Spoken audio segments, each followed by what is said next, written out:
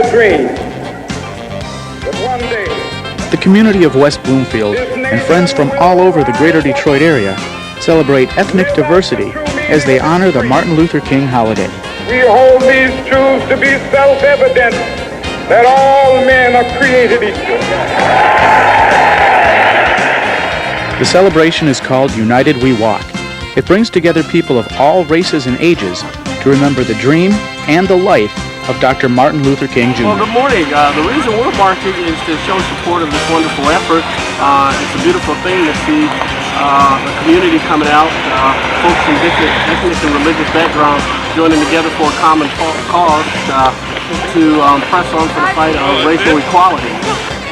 Yeah, I'm marching today and really representing the community and Oakland Community College, and just in commemoration of Dr. King's memory and what he stood for in terms of nonviolence with change, at the same time love of our fellow man. And I'm from Oakland Community College, resident of Commerce Township, and here to support the community, support our efforts in multicultural, multiracial, supporting diversity, and pleased to be here today. I'm out here for the Martin Luther King March.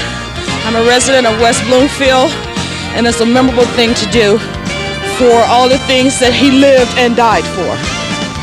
The march concludes at West Bloomfield High School. Activities here include a continental breakfast and a program in the auditorium of speakers and music.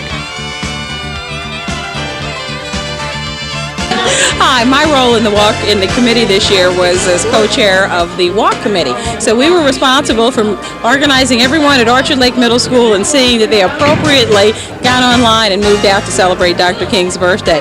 And this is Velva Clark, and she was responsible for getting people to do the same thing down at Orchard Lake. Okay, what's mean walking for you? Well, it really does epitomize Dr. King's dream for me. And I believe that West Bloomfield's Walk really represents what Dr. King wanted. You have a mixture, a diverse group of people who are really working hard to recognize this national holiday as his special day. So I really feel blessed to be a part of the West Bloomfield community in their efforts.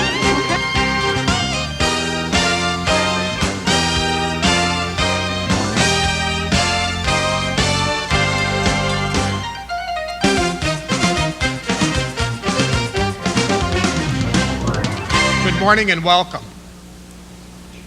I'm George Fornero, principal here of West Bloomfield High School, and on behalf of the entire school district and the United We Walk Committee, I'd like to welcome you to our second annual United We Walk celebration. It is our pleasure to again host this event here at West Bloomfield High School. And indeed, it is an honor to be a part of such a unifying and uplifting community event. At this time, I'd like to introduce the superintendent of the West Bloomfield Schools, a man who is committed to the principles of nonviolence, brotherhood, multicultural unity, and equality of opportunity, Dr. Seymour Grechko.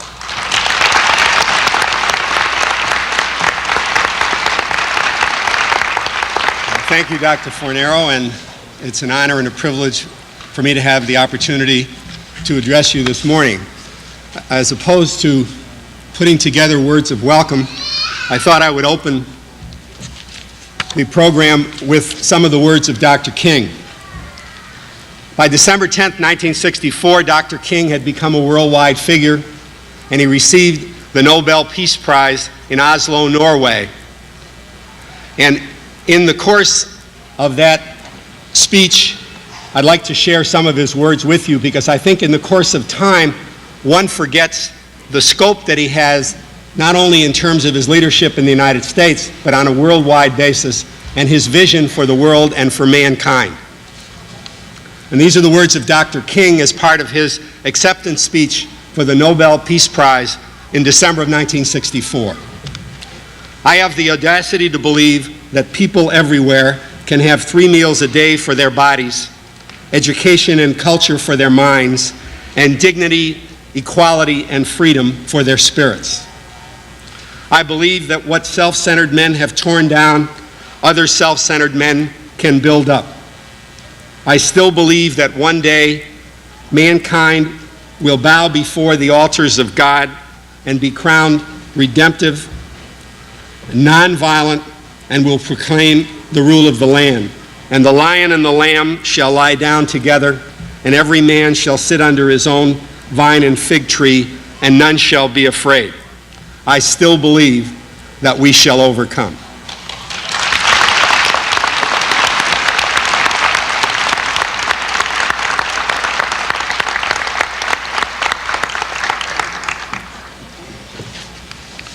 United We Walk is a wonderful opportunity for citizens, clergy, business people, civic leaders, and school personnel and students to come together to celebrate the rich cultural heritage of West Bloomfield. A number of distinguished guests and speakers representing leaders of our community join me today on the stage. I'd like them to stand as I introduce them. Because of the large number, I ask that you hold your applause. I begin by welcoming and thanking the clergy on stage who represent the various congregations within and beyond the West Bloomfield community. Rabbi Harold Loss from Temple Israel. Our apologies for not including Rabbi Loss's name in the program, but we are delighted that he's here. Reverend Bruce Quatman from Holy Spirit Lutheran Church. Reverend Quatman also is not included in the program, but we welcome his second year of participation in United We Walk. Reverend Murray Blackadere from Church of Our Savior. Rabbi Ernst Conrad from Temple Kolami. Rabbi Elliot Pachter from Congregation B'nai Moshe. Reverend Art Ritter from Pine Hill Congregational Church. The Reverend Jerome Smith from West Bloomfield United Methodist Church. Deacon Eddie Nakash from St. Thomas Chaldean Catholic Church. Reverend Wilma Johnson from Hartford Memorial Baptist Church. Reverend William Murphy from Our Lady of Refuge. Reverend Arnold Costco from Prince of Peace. And Rabbi Norman Roman from Temple Kolami, who's also this year's United We Walk Program Committee co-chair. Let's thank and welcome the representatives from the clergy.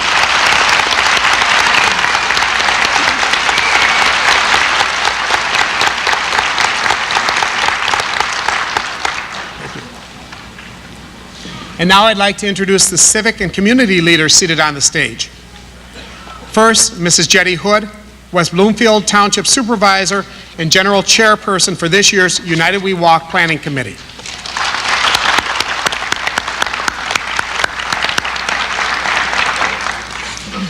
Dr. Harley Say, representing the Chinese community. Mrs. Dorothy Friedel, Executive Director of the West Bloomfield Chamber of Commerce and co-chair of the United We Walk Correspondence and Fundraising Committee. Mr. Jerry Kosminski, Mayor Pro Tem of Orchard Lake Village. Mr. Dennis Bowe, the City Manager from Kego Harbor. Mrs. Clara Bohr, Director of the West Bloomfield Township Library. Let's thank these leaders for their participation.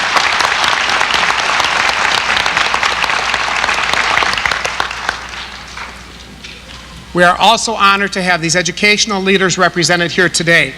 From the West Bloomfield Board of Education, Dr. Avery Murav, the President, Mrs. Sharon Lipton, Vice President, Mrs. Beth Borson, Secretary, and also Assistant General Chair for Publicity, Mrs. Kathy Winterhalter, and Mr. Jeffrey Stewart.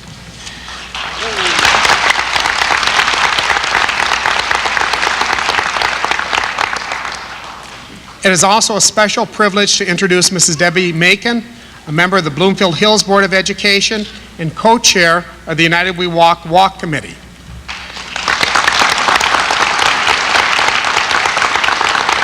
Dr. George Keith, the Orchard Ridge campus of Oakland Community College president, and Dr. Preston Pulliams, president of the Highland Lakes campus and a member of the United We Walk Planning Committee.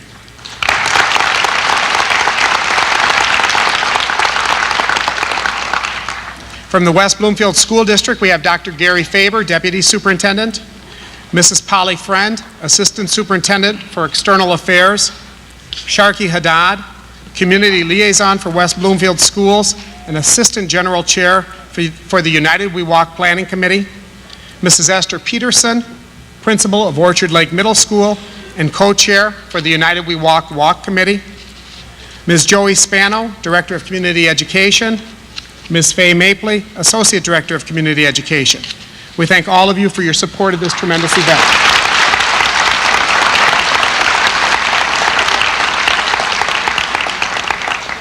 I would like to give special acknowledgement and welcome Mrs. Diane Ferguson and Mrs. Hertha Woodruff, two assistant chairs of the United We Walk Planning Committee.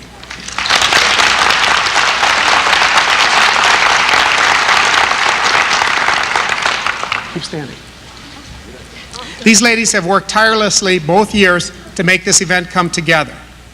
They have dedicated themselves to United We Walk because of their commitment, not only to the ideals of Dr. Martin Luther King Jr., but also to the youth of our community. Through it all, they continually refocus our attention on the young people we want to reach in this celebration of peace and unity. It is with great pleasure that I introduce these two women to you.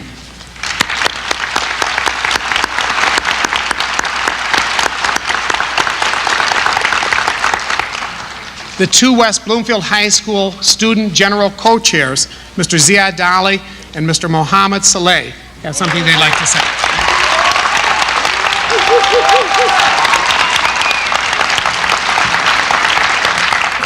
Thank you, Dr. Fornero. My name is Mohammed Saleh. And I'm Ziad Dali. And I want to thank all of you for joining us today in honoring the man, Dr. Martin Luther King. I can't emphasize enough the time and hard work that was put in by all 150 student volunteers. At this time, could those student volunteers please stand up?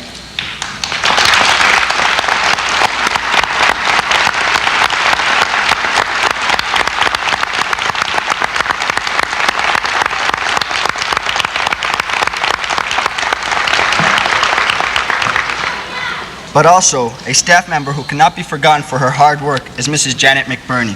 Mrs. McBurney, could you please join us up on stage?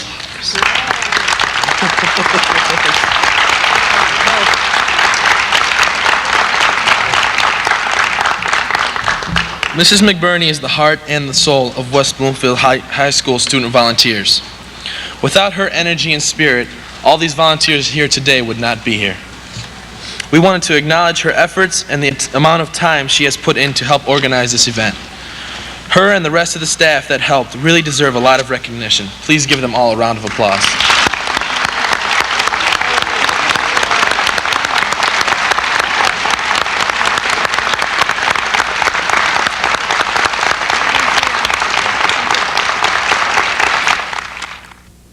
The Reverend Wilma Johnson from the Hartford Memorial Baptist Church will read a poem in his heart and also read from the words of Dr. Martin Luther King Jr. Reverend Johnson.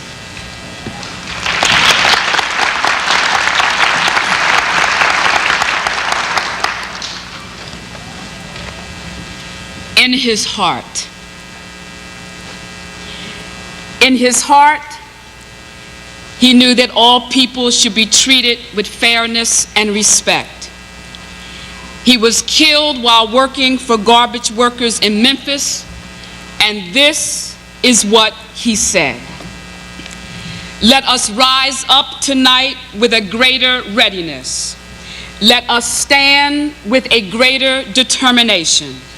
And let us move on in these powerful days of challenge to make America what it ought to be. We have an opportunity to make a better nation.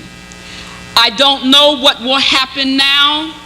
Like anybody, I would like to live a long life, but I'm not concerned about that now. In his heart was fairness, and fairness was important to Dr. Martin Luther King.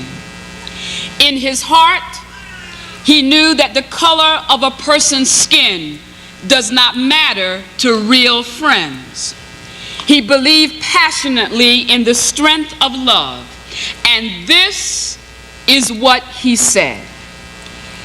It is pretty difficult to like some people. It's pretty difficult to like someone bombing your home. It's pretty difficult to like someone who threatens your children. It's pretty difficult to like congressmen who spend all their time trying to defeat civil rights, but love is greater than like. Love is the only force capable of transforming an enemy into a friend. In his heart was friendship, and friendship was important to Dr. Martin Luther King. In his heart, he knew that Americans of all colors should have the same rights. He wanted to be remembered as a drum major for justice, and this is what he said. There are some things in our society and in our world which I'm proud to be maladjusted. I never intend to become adjusted to segregation and discrimination. Morals cannot be legislated, but behavior can be regulated. The law cannot make an employer love me, but it can keep him from refusing to hire me because of the color of my skin. In his heart were equal rights, and equal rights were important to Dr. Martin Luther King. In his heart, he knew that peaceful protest is more powerful than violence. He preached nonviolence and an end to war. When he received the Nobel Peace Prize, this is what he said: sooner or later, all the people of the world will have to discover a way to live together in peace. This is what he said: I've seen too much hate to want to hate. Hate is too great a burden to bear. Do to us what you will, and we will still love you. At the midnight hour, drag us out on some wayside road and leave us half dead as you beat us, and we will still love you. In his heart was nonviolence, and nonviolence was important to Dr. Martin Luther King. In his heart, he knew that his dream of a better America would come true someday. He had a dream of justice and peace for all people, and this is what he said: I have the audacity to believe that people everywhere can have 3 meals for their bodies, education and culture for their minds, and dignity, equality, and freedom for their rights. I believe that what self-centered men have torn down, other-centered men can build up. In his heart were dreams, and dreams were important to Dr. Martin Luther King. In his heart, he knew that people of all colors can live together in peace and harmony. He was a preacher and a prophet, and this is what he said: we must rapidly begin to shift from a thing-oriented society to a person-oriented society. When machines, computers, profit motives, and property rights are considered more important than people, then racism, materialism, and militarism are incapable of being conquered. In his heart was peace, and peace was important to Dr. Martin Luther King.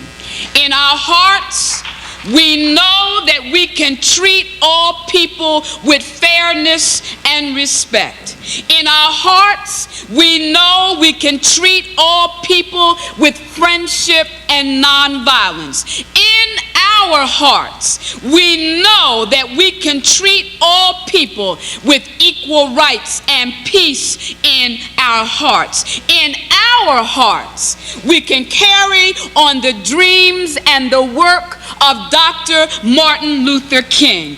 In our hearts, let us rededicate ourselves to the long and bitter and beautiful struggle for a new world. What was in his heart is in my heart. What was in his heart is in your heart. What was in his heart is in our hearts. Thank you.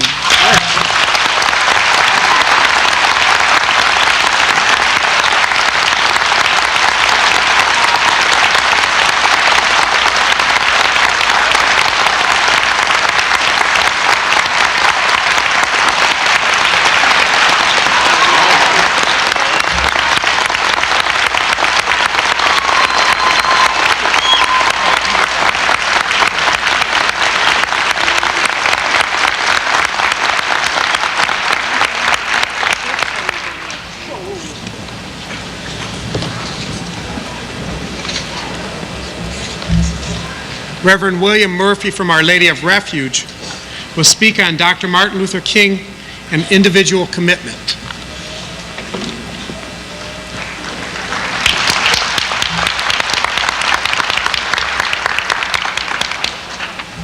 Dr. Martin Luther King Jr. first became a Baptist pastor in 1954. And I was ordained a priest in 1957. It was in that same year of 1957 that Dr. King became the chairman of the newly organized Southern Christian Leadership Conference. And those of us who remember the history of the American Civil Rights Movement know that that was an extremely important coordinating body, the coordinating body of the whole movement. And it was just a few years later, I was still a young priest, and Dr. King was still a young minister, when he wrote from Birmingham jail his famous letter from Birmingham jail, 1963. He had led a march against segregation in Birmingham and had been thrown in jail for having led it. And his letter was a kind of an ecumenical epistle, if you will, addressed specifically to his fellow ministers of religion to kind of explain his reason. You know, why did he lead this march? And where did his philosophy come from? I remember reading the letter in the Catholic Theological Review and being very impressed with it. And he said, in effect, that his convictions about the unity of humanity flowed from his belief in the universal fatherhood of God. All of us, being sons and daughters of him, are brothers and sisters of one another, despite the differences of skin color or ethnic background or culture. And he had long reflected and read the writings of the Hebrew prophets. And he had heard from them the call to just living. And he understood that that's the criterion by which we will be, in fact, held accountable by that divine Father, living justly in our daily lives.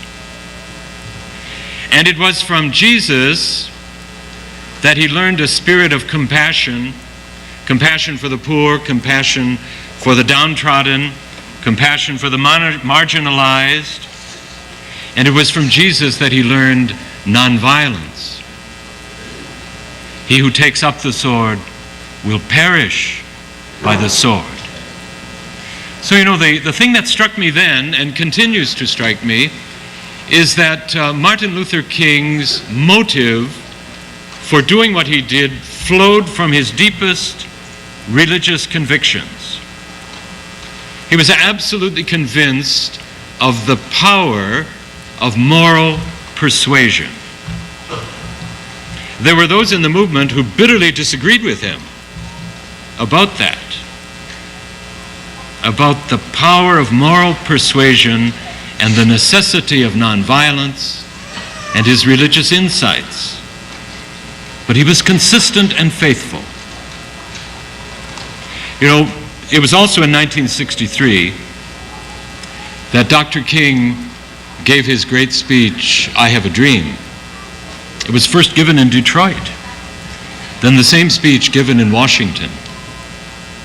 And one of the dreams was that the day would come when his children would be judged more for the content of their character than for the color of their skin. You know, I look upon that speech, it's really one of the great orations of human literature. I look upon that speech as a great agenda for the United States today. So much remains to be done. So little has been accomplished. And we need to ask ourselves, what is our motivation? You know, what is our purpose? What moves us? Is it our most deeply held religious convictions? Our deepest moral sense? Or is it perhaps something a little less noble like self-interest, personal profit, even worse, racial fears, prejudice? If we read that speech again and prayed over it, we might be part of the fulfillment of that great dream.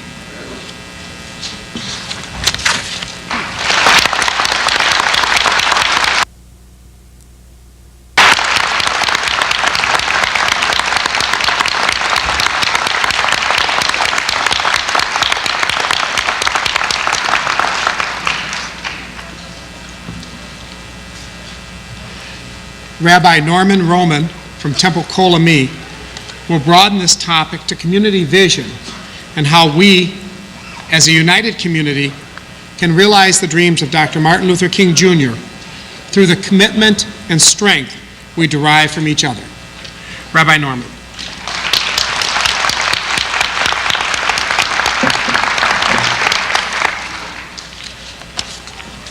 Good morning. In addition to thanking all those who sit here and have participated in the program this morning,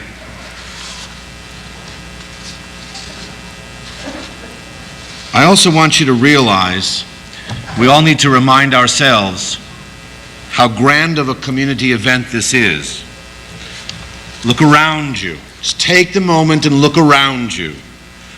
Feel the warmth of humanity and caring that's in this room, contrasted with the cold, wintry chill outside. Remember that there is a vital religious, spiritual dimension to this community observance as well. It was Rabbi Dr. Abraham Joshua Heschel, a beloved professor at the Jewish Theological Seminary in New York City, who in 1963, when he was asked, "Why are you out walking with Martin Luther King in Selma rather than studying in the library or meditating in the chapel?" Heschel replied earnestly, "When I march with my brothers and sisters, my feet are doing the praying." And I also want to thank in your name Mr. Gordon Blake and the 5th grade children who will be singing this morning.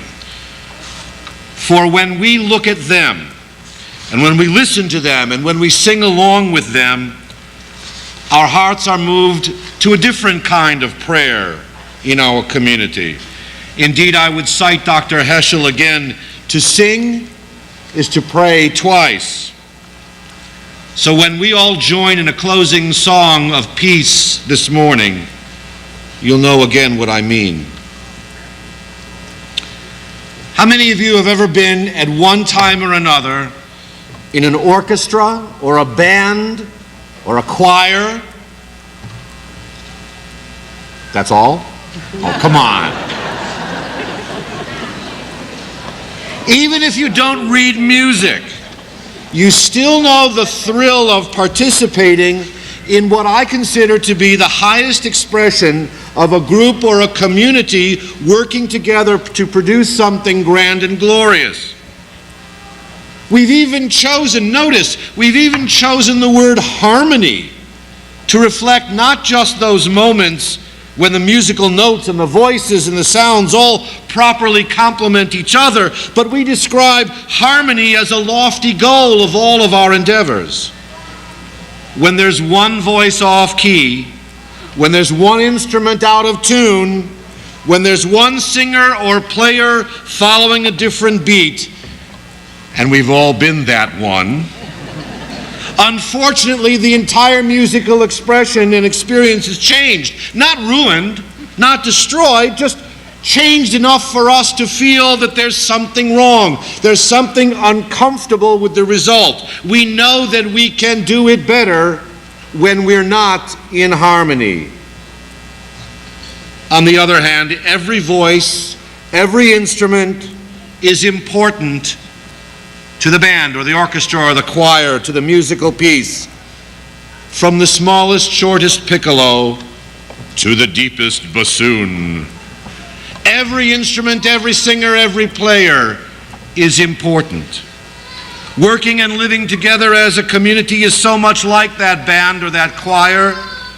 We rehearse and we practice by ourselves or in our own small families or small groups. We hope for the time when all will come together in concert.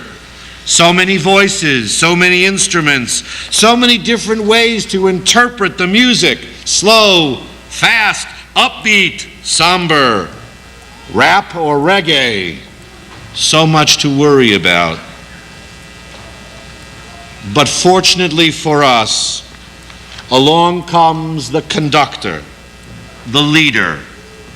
He or she in whom we put our faith and trust and respect, for they demonstrate how to make our individual voices and our individual souls and instruments soar with majesty and confidence, when to play and when to rest. They know how to demand the best of our musical abilities and to blend them with the talents of others. An aside, if you will, one of those great conductors of my life's music died this year, and I wish to pay tribute to his memory. Some of you may have known Leonard Simons, one of the most compassionate, intelligent, and humble men I've ever known. It's entirely appropriate for me to share with you on this day one of his most famous sayings. There's a big difference, you know, between sticking your nose in other people's business and putting your heart into other people's problems. You see, there is no greater feeling than to know that we are an essential part of a greater group, a community. If any one of us or our voices or our feet and our steps is missing, the sound changes drastically. If any of us musically don't contribute in the way the rest of the chorus or the band expects, the melody is different. So in the symphony or the song of our lives, there are these moments like today, when the rhythm depends on us, on each of us to do our part. Yes, there will be the inspiring conductors, the teachers, the leaders, the prophets, the Martin Luther King Jr.'s. They will remind us desperately of our community's need for unity and respect and brotherhood and sisterhood and peace. But there are also the musical notes of our own life rhythms, of our hands held tightly across generations and races and creeds. There's the crescendo, the musical crescendo of feet marching together and spirits raised in common words. There will be the musical rests of our eyes filled with tears and our hearts sharing common goals of freedom and tolerance and responsibility. What a great musical overture this is today. What a fulfilling sound to be part of this symphony.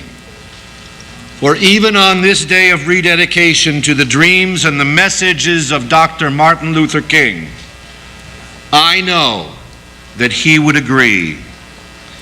The value and the appreciation of our life's musical composition is now even greater once he, as the composer, has died and gone from our midst.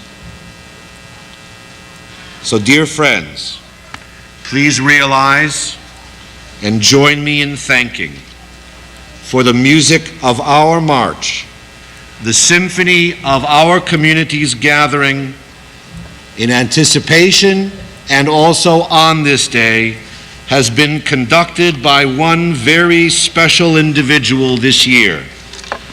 Our General Chair for this United We Walk Martin Luther King Jr. celebration has been West Bloomfield Supervisor Jeddy Hood.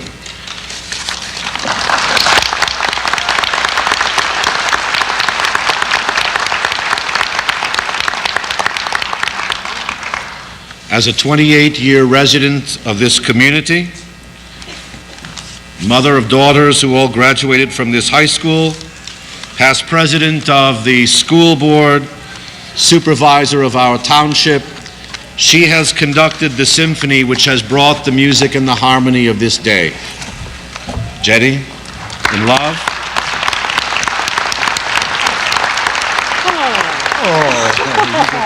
You rascal. Thank you. Thank you very much. Wow. Some reporter came up to me, as they do occasionally, you know, and they said, what was the most significant thing so far? And I didn't have to think very hard at all. I said, they took off without me. Was standing at the school, and all of a sudden the march was marching, and we have the megaphone, and we have the horses, and we're ready to have this ceremony. Well, you did it anyway, and it's all because of you. It doesn't have anything to do with me, and you all know that. This is the time when I'm supposed to acknowledge the multitude, and I mean multitude, of people who've made this day possible. First of all, I want to thank the many student volunteers who served wherever we assigned them: walk monitors, food servers, cleanup crews, sign makers, ushers, and guides. Please stand if you helped out. These are magnificent people. Got some up there.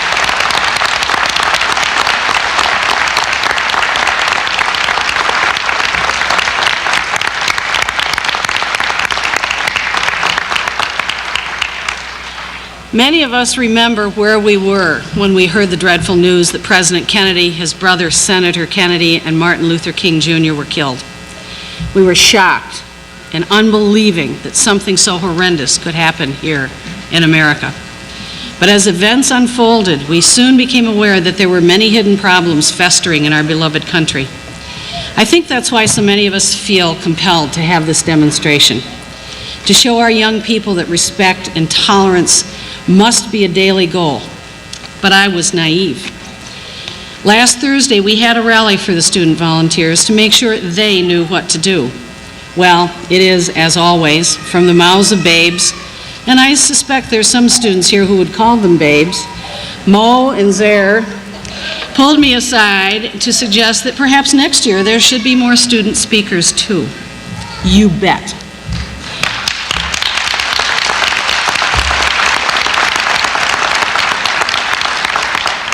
Maybe it is time for the adults to let go and let our young people demonstrate their feelings and show us their dreams. I suspect they will be very much like ours, and I hope we'll have more student involvement next year, and I'm sorry you guys won't be here, but please come back. Next, I would like to thank the many individuals of the committee. I mean, as you look through this, when you take a look at these people, These are all the people you see everywhere you go. At any event in this township, these are the same people who take responsibility for their community and help out wherever needed. So as you see them in school, because you'll see them, say thank you. If you see them in your churches and your synagogues, say thank you. It was the easiest committee I've ever run, and really, truly, Hertha ran it, but never mind. These ladies and gentlemen had a job to do, and they did it. Those of you who've ever worked on a committee before will understand how significant this is. Not only that, but we meet the next month, and they have in their hands 20 copies of the report from their particular committee meeting, and they're ready to report. Astonishing. So this was effortless, absolutely effortless. Special thanks to the Clergy Association for their help and commitment, the West Bloomfield School District, and especially to Cy, who opens the doors to the school for us, but also to Polly Friend, who every time there's something involving the community, she doesn't understand the word no. Chris Johnson, Cheryl Johnson, and the staff of General Motors who supplied the free shuttle services this year and last year. I think that's significant.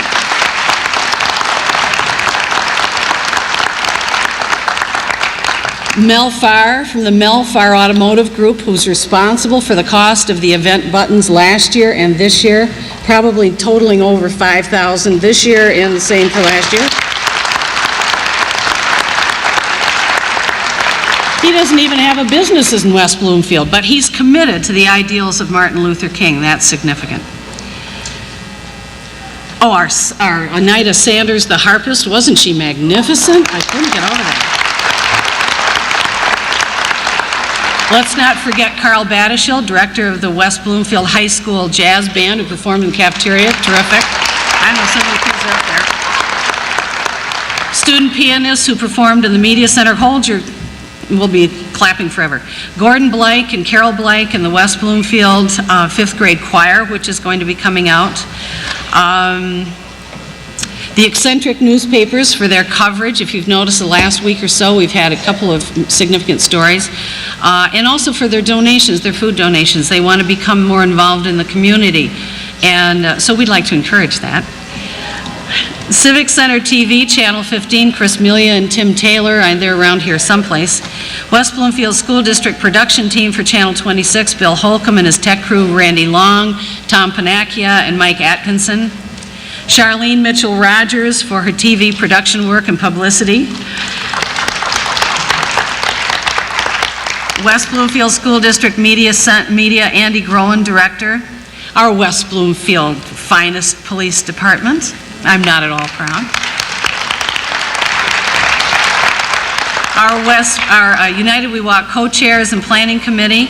And if you will, when you have an opportunity, take a look at the list of sponsors. And actually, there are some more that came in today. Dorothy collected a check from someone right at the door for another $100. And as you see these people as you go around town, thank them very much for participating. I mean, many of these are individuals in the community, and some of them are businesses, but it's not only the clergy and the schools and the township, but it's the businesses and the people as well that makes this significant. Mano Yono for designing and making arrangements for buttons and t-shirts and decals, Mano.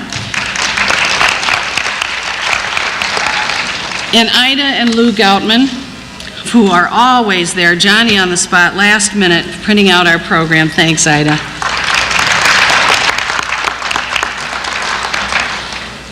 There are still 4 other special friends who were instrumental in bringing this off. Beth Borson, Diane Ferguson, Sharkey Haddad, and finally Hertha Woodruff, who carried last year's event and carried the ball for me when I was busy. I have a special presentation for her. I recently met Rosa Parks, and I asked her to autograph her book for Hertha. Thank you from the bottom of my heart and from the bottom of West Bloomfield's heart.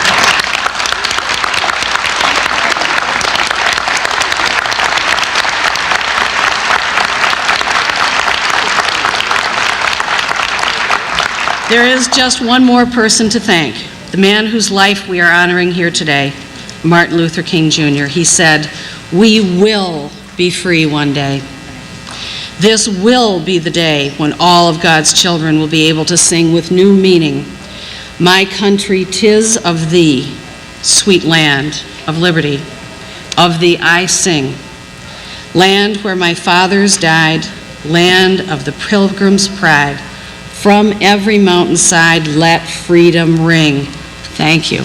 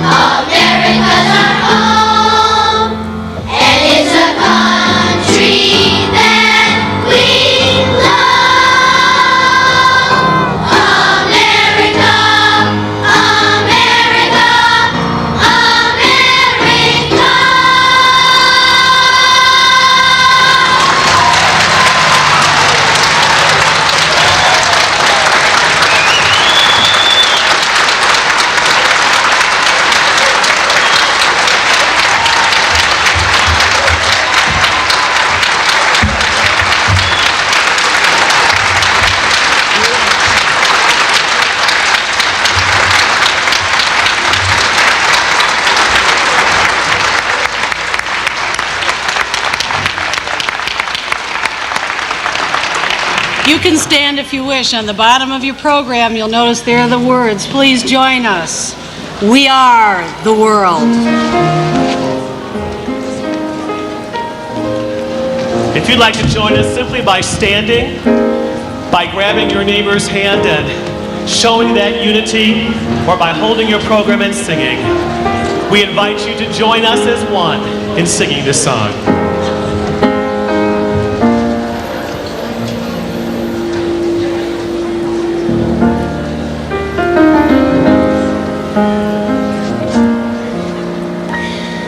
There comes a time when we heed a certain call, when the world must come together as one. There are people dying, and it's time to lend a hand to life, the greatest gift of all. We can't go on pretending day by day that someone somewhere will soon make a change. We are all a part of God's great big family, and the truth, you know, love is all we need. We are the world, we are the children, we are the ones who make a brighter day, so let's start giving. There's a choice we're making, we're saving our own lives. It's true, we make a better day, just you and me. We are the world, we are the children, we are the ones who make a brighter day, so let's start giving. There's a choice we're making, we're saving our own lives. It's true, we make a better day, just you and me. When you're down and out and there seems no hope at all, but if you just believe, there's no way we can fall. And when we realize that a change will only come when we stand together as one, yes, as one. We are the world, we are the world, we are the children, we are the children, we are the ones who make a brighter day, so let's start giving. There's a choice. There's a choice we're making, we're saving our own lives. It's true, we make a better day, just you and me. We are the world, we are the world, we are the children, we are the children, we are the ones who make a brighter day, so let's start giving. There's a choice. There's a choice we're making, we're saving our own lives. It's true, we make a better day, just you and me. We are the world, we are the world, we are the world, we are the world, we are the world, we are the world, we are the world.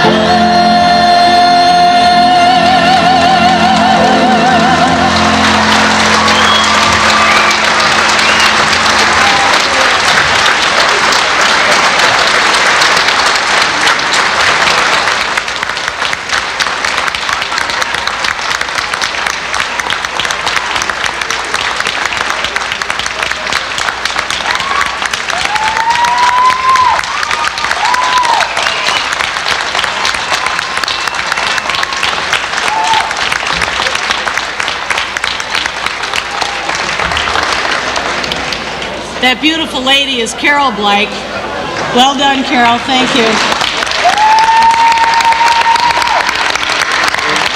Thank you very much for making this such a huge success. See you again next year.